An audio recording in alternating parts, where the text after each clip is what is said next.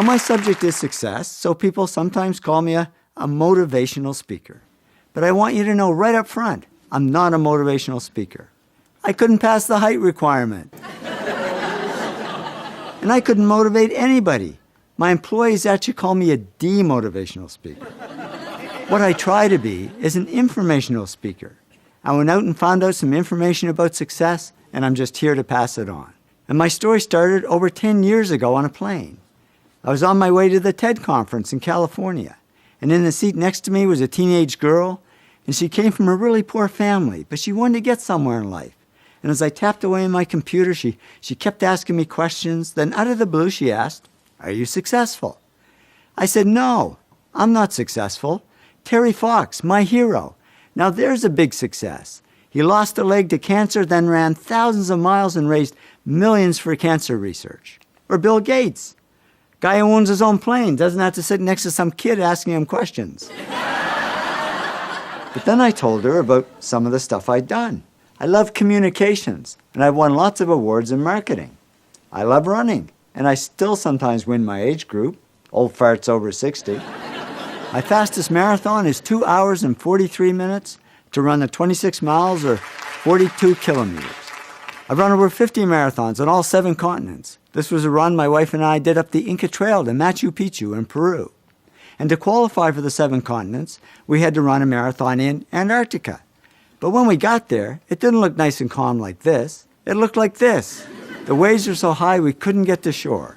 So we sailed 200 miles further south to where the seas were calm and ran the entire 26-mile marathon on the boat. 422 laps around the deck of that little boat. My wife and I have also climbed 2 of the world's 7 summits, the highest mountains on each continent. We climbed Aconcagua, the highest mountain on the American continent, and Kilimanjaro, the highest mountain in Africa. Well, to be honest, I puked my way to the top of Kilimanjaro. I got altitude sickness. I got no sympathy from my wife. She passed me and did a lap around the top while I was still struggling up there. In spite of that, we're still together and have been for over 35 years. I'd say that's a success these days.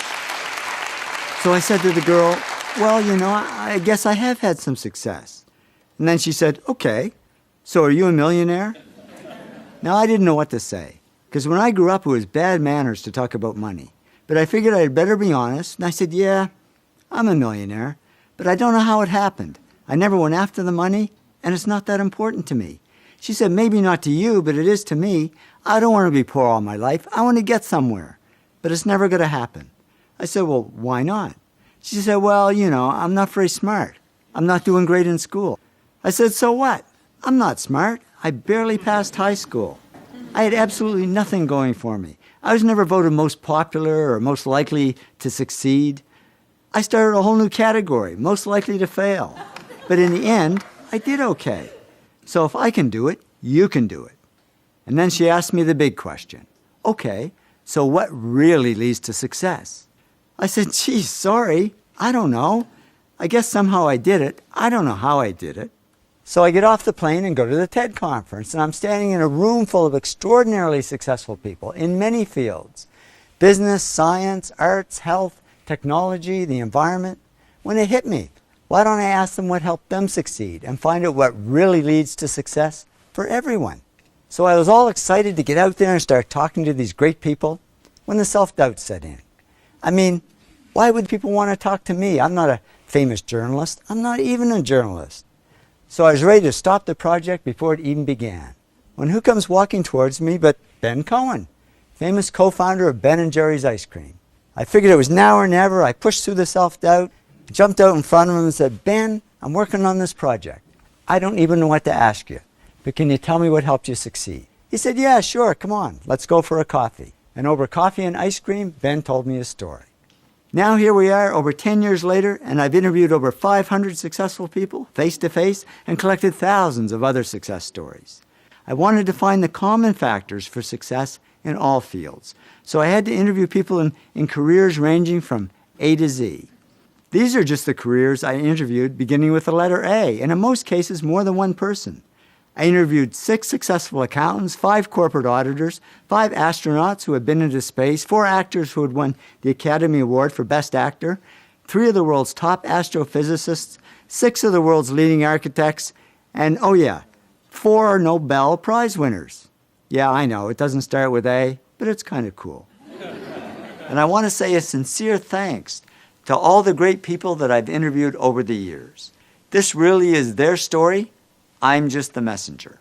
The really big job was taking all the interviews and analyzing them word by word, line by line, and sorting them into all the factors that people said helped them succeed. And then you start to see the big factors that are common to most people's success. Altogether, I analyzed and sorted millions of words. Do you know how much work that is? That's all I do, day and night, sort and analyze. I'll tell you, if I ever get my hands on that kid on the plane, actually, if I do, I'll thank her, because I've never had so much fun and met so many interesting people. And now I can answer her question. I discovered the 8 traits successful people have in common, or the 8 to be great. Love what you do. Work really hard. Focus on one thing, not everything. Keep pushing yourself. Come up with good ideas. Keep improving yourself in what you do.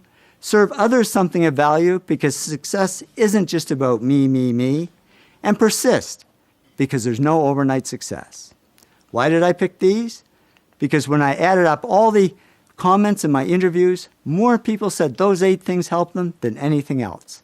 The 8 traits are really the heart of success, the foundation. And then on top, we build the specific skills that we need for our particular field or career.